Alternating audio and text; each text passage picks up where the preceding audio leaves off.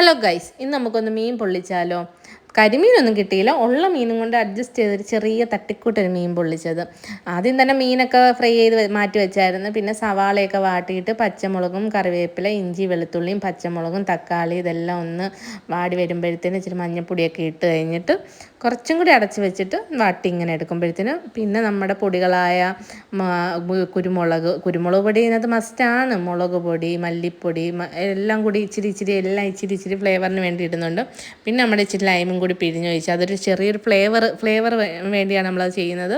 പിന്നെ നമ്മുടെ മെയിൻ സാധനം എന്ന് വെച്ചാൽ നമ്മുടെ തേങ്ങാപ്പാലും കൂടി ഒഴിച്ച് കഴിഞ്ഞിട്ട് പിന്നെ ഇല വാട്ടിയിട്ട് അതിനകത്തോട്ട് നമ്മുടെ മീൻകൊട്ടനെ അങ്ങോട്ട് വെക്കുക. അടിയിൽ മസാല വെക്കും.